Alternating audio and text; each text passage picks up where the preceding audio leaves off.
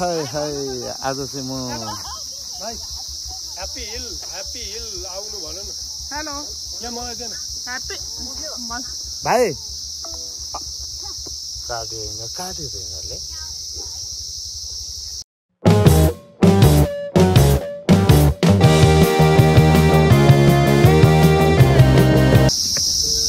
हामी चाहिँ चढ्दैछौँ खुर्किला। नमस्ते दर्शकवृन्द, सुमन पौडेल भ्लगमा यहाँहरूलाई हार्दिक स्वागत छ। आज चाहिँ हामी यो बुढा नीलकण्ठमा जाँदैछौँ अनि त्यसपछि सिँढी उक्लिँदाखेरि बुढा नीलकण्ठमा भयो। बुढा नीलकण्ठको मन्दिरभन्दा माथि यो नयाँ भाइरल गुम्बा अरे अहिले। उहाँलाई पनि हेर्नु त यो गुम्बा हेर्नु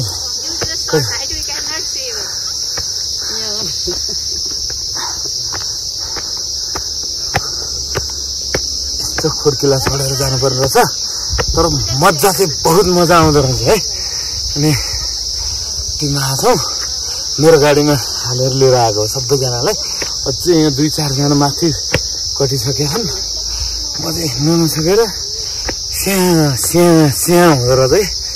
अनि यसरी हिँड्दैछु। सुमन पौडेलको फेसबुकमा गएर फलो गरिदिनु होला। यसै गरी मैले थाक्दिनँ भन्ने गीतको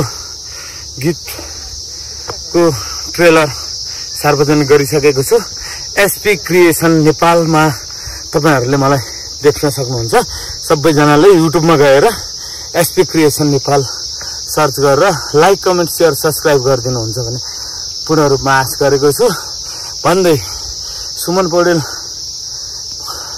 फेसबुकलाई पनि फलो गरिदिनुहुन्छ भने आश गरेको छु है।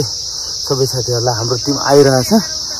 3-4 जना अलि हिँड्न सक्नेहरू त कुदिसके माथि। देखाउँछु म तपाईँहरूलाई। यहाँ अझै सिँढी छ, यस्तो सिँढी छ चढ्नुपर्छ। आउनु जाने क्रम जारी। यो बाटो चाहिँ यसरी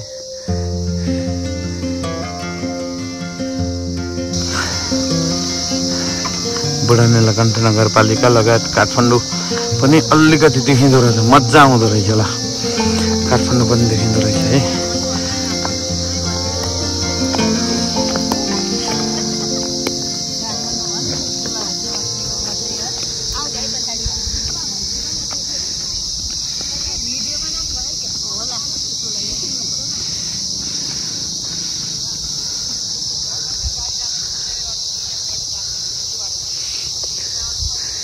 मामा कति मजा आइरहेछ उकालो चढ्दा? कति वर्षपछि यसरी हिँड्न पाइराख्नु भएको छ मामा? 7-8 वर्ष होला। 7-8 वर्ष भयो है। गाउँ छोडेदेखि हिँड्न पाउनु भएको छैन? गाउँ छोडेर 9 वर्ष 10 वर्षमा एकपल्ट गएको के हुन्छ। अहिले चाहिँ गाउँमै घाँस खेल भइरहेछ। यहाँबाट फर्केर हेर्दाखेरि बजारको भ्यू कस्तो देखिन्छ मामा? अब काठमाडौँ पुरै देखिने रहेछ यहाँबाट। राम्रो लागिरहेछ, आनन्द आइरहेछ। ठुल दिदी काठमाडौँ भनेर के गर्छन् रे? यहाँ एउटा दुलामा बस्छन्।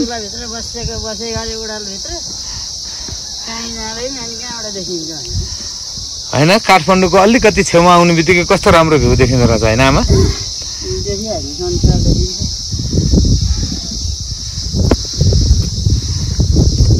तपाईँले गाउँ छोडे कति वर्ष भयो आमा?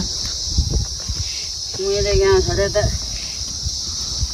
भयो 29-30 वर्ष। 30 वर्षमा कतिचोटि फर्केर जानुभयो तपाईँ? एक गाउँ छोडेर आएदेखि एकचोटि पनि जानुभयो होइन? भनेपछि आज चाहिँ गाउँको झझलको मेट्ने बाटोमा नि खरुकी सरुकी उम्रेको कस्तो मजा आउने रहेछ नि। हाम्रोमा यस्तो सिँढी चाहिँ बनाएको छैन, नत्र त यस्तै बाटो त हुन्छ नि होइन?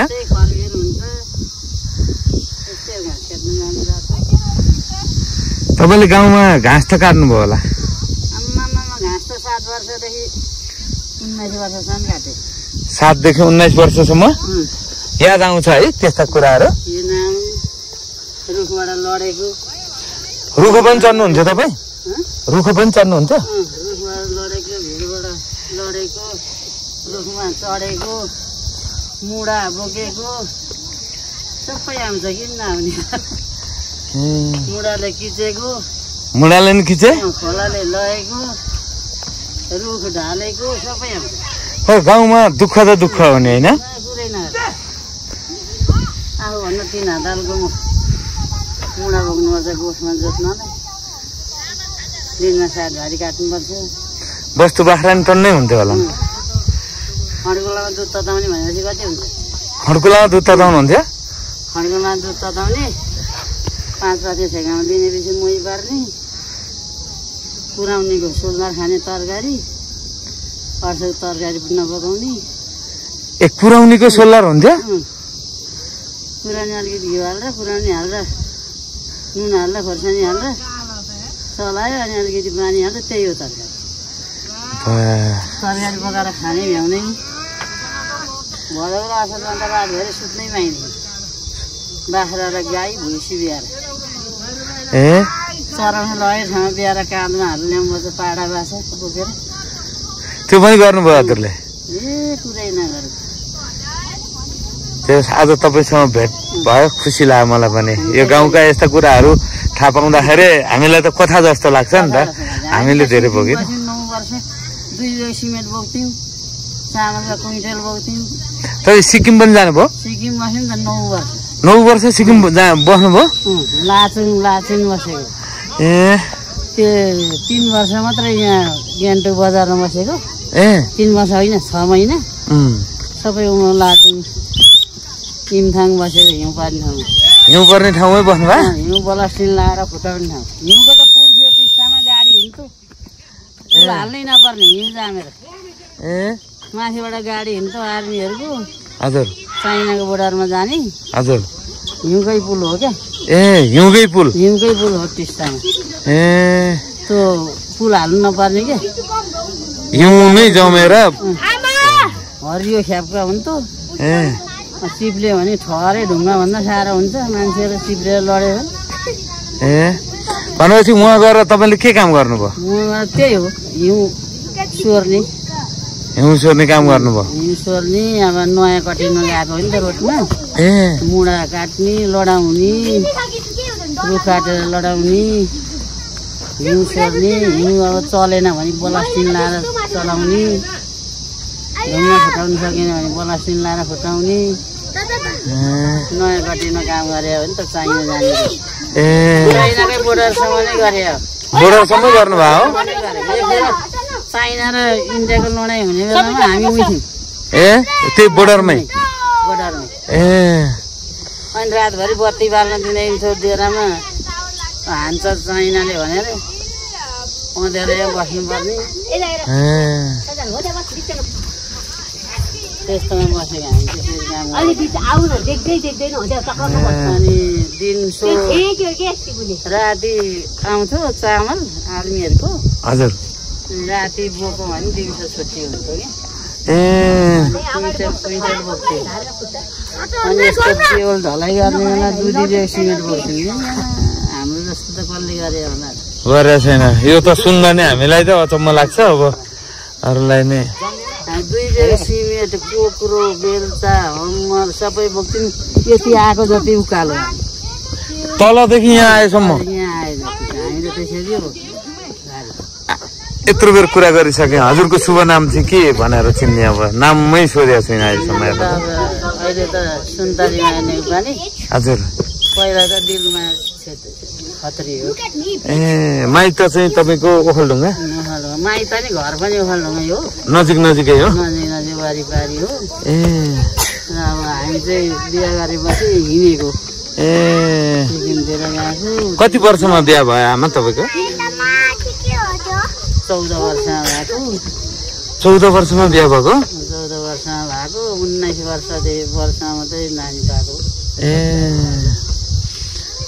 बहुत खुसी लाग्यो धन्यवाद छ यो चाहिँ अहिले हामी सुमन पौडेल भ्लगमा बोल्दैछौँ मैले आमासँग मिठो कुराकानी गरिसकेको छु दर्शकवृन्द यस्ता दुःख सुखका कथाहरू पनि सुन्न पाउनुहुन्छ हजुर आफूभन्दा 3 हात अल्का मुढा बोक्थ्यौँ रुख ढालेर पाहाडमा पहाडमा गोठमा जोत्नुपर्छ रातभरि गोठमा आगो निभाउनु हुँदैन थियो नि त बाघ आउँछ सियाल आउँछ भनेर त्यस्ता मुढा बोकेर ल्याएर अनि अगेनामा जोत्यौँ 2टा हजुर अनि खस्रो गुराँसका दाउरा हालेपछि रातभरि रेट हुन्थ्यो आगो बालेर सुत्ने हो आगो बालेर सुत्ने हो बाघ आएर बाख्रा खसी भेडा लान्छ भनेर हुन्छ आमा आज हामी यो नारायणथानको माथि गुम्बा हेर्नलाई आउँदाखेरि तपाईँसँग भेट भयो एकदमै खुसी लाग्यो तपाईँलाई हामी फेरि सुख दुःखका कुरा गर्न कहिलेकाहीँ निम्त्याउनेछौँ दुःख नमानिकन आइदिनु होला हस् धन्यवाद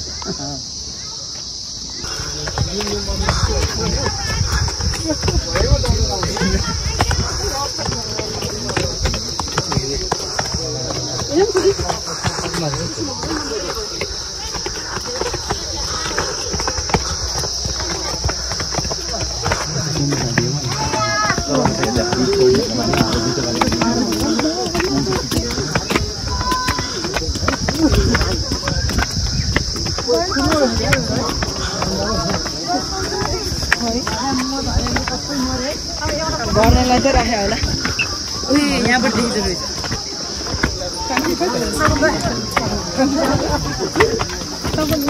अब एउटा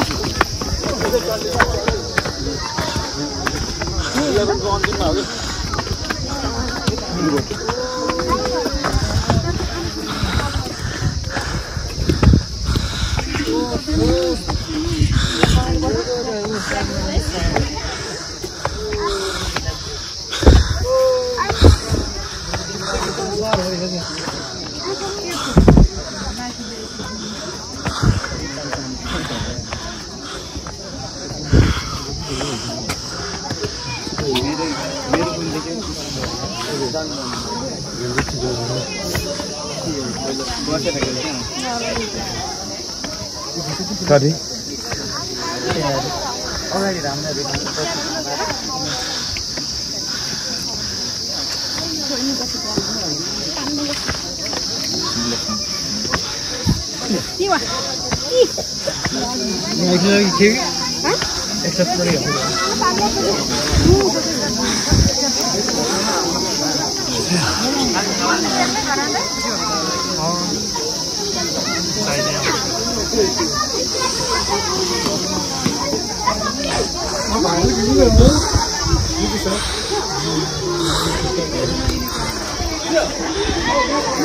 यो चाहिँ गुम्बाबाट देखिने दृश्य है।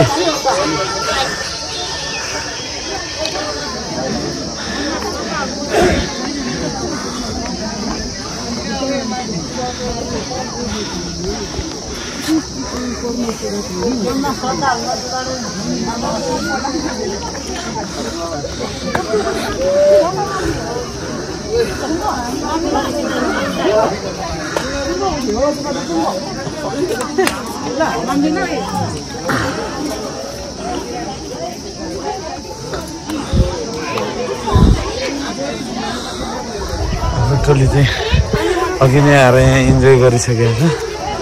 यो बसेको टोली चाहिँ हाम्रो टोली है।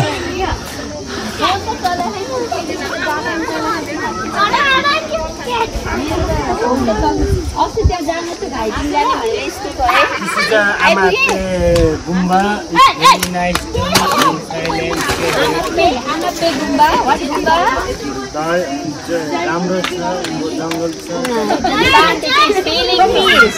माथि शान्ति तल क्रान्ति, तल क्रान्ति, माथि शान्ति तल मन भ्रान्ति।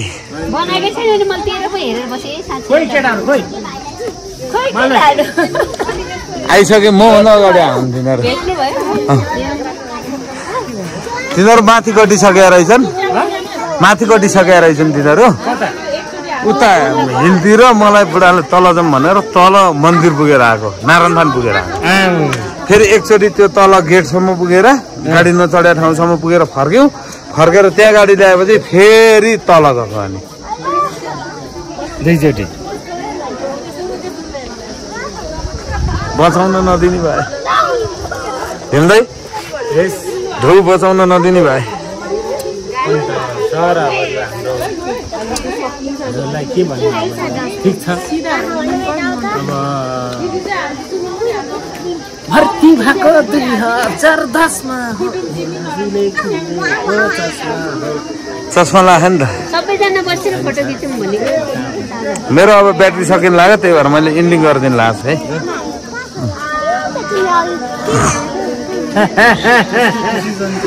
यो चस्मा लगाउने भाइ यो खासमा हराउने यो हो त्यसपछि यो दुईटा ओ तिम्रो यहाँ हेर त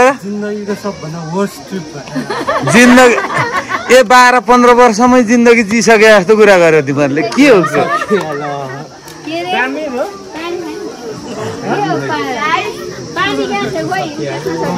खासमा चाहिँ दाइ तपाईँले मलाई तल लिएर गएको तपाईँले हो नि होइन 2 चोटि ओहोरदोहोर गऱ्यौँ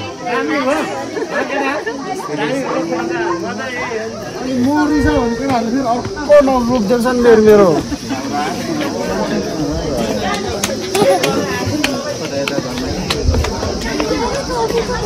अहिले हामी गुम्बा पुगिसकेका छौँ गुम्बाको यो पछाडिपट्टिको भाग यो छ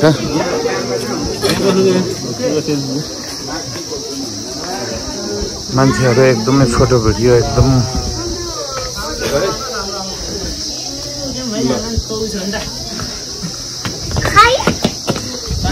एउटा फोटो खिच्नु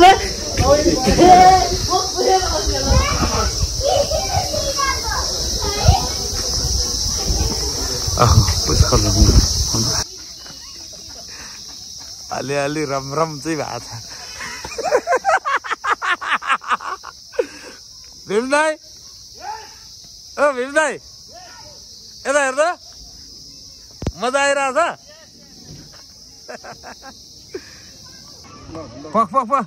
पक्नु भने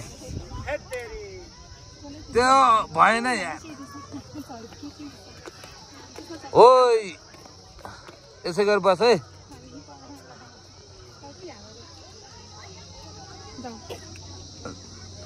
जम जानु तपाईँहरूलाई डिस्टर्ब गरेको छैन है